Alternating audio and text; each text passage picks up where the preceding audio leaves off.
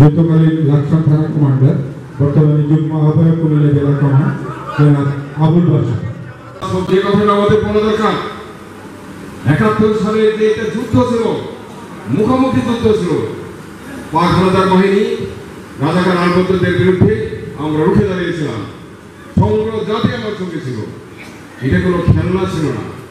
জীবন আমরা প্রত্যেকে কোনো না রোগে আক্রান্ত, কোনো কেউ ভালো নাই, বিভিন্ন জনে বিভিন্ন রোগে আক্রান্ত, কিন্তু আমরা চিকিৎসার সঠিক চিকিৎসা আমরা পাইতেছি না।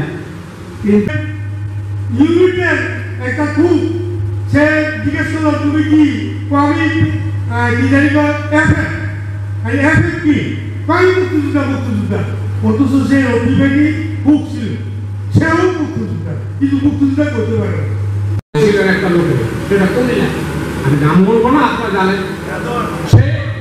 সে একদিনে এক চাকে সে ৫০ লক্ষ টাকা উদ্র করে এক চাকে উনি করে এদিকে কুমিল্লা আসছে।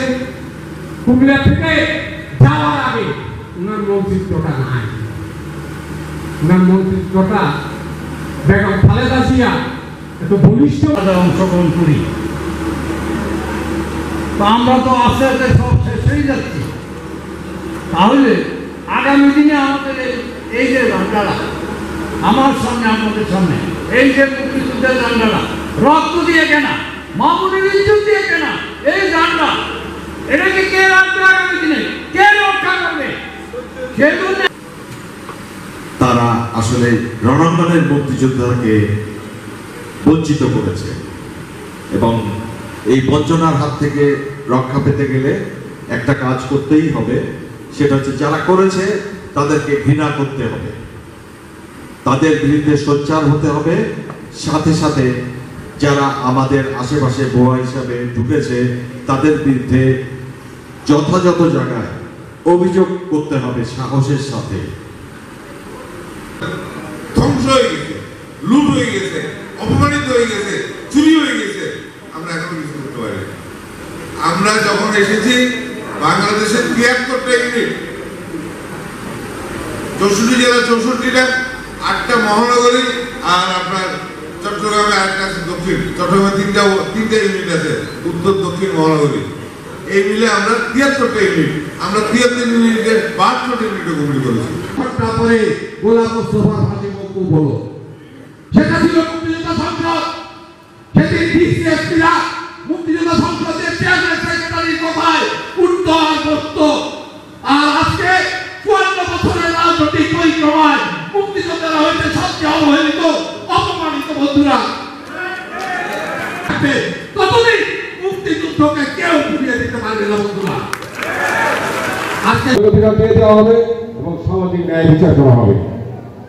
কিন্তু দুর্ভাগ্য কি জানেন, আপনারা তো শিক্ষিত মানুষ যারা আছেন, বাংলাদেশে ৭২ সালে একটি সংবিধান তৈরি করা হয়েছে, সেখানে দুইটা জিনিস নেই। ৭১ যে আপনি যুদ্ধ করলেন, ৭১ সালে যে মুক্তিযুদ্ধ হলো আমাদের সংবিধানে তোলা হয় নাই।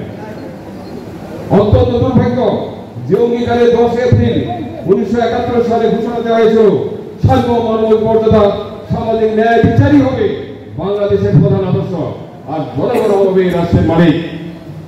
আজ থেকে আমরা যদি বেরিয়ে এসে আমরা মুক্তিযুদ্ধের ৭১-এর জনযুদ্ধের ইতিহাসটা আনতে পারি, মানুষের ত্যাগ এবং গৌরবের কথা লিখতে পারি, মানুষের শব্দের সঙ্গে আমরা যদি আমাদের ভবিষ্যৎ করণীয়টা বলে দিতে পারি, আমরা নিশ্চয়ই আমরা টিকে থাকবো।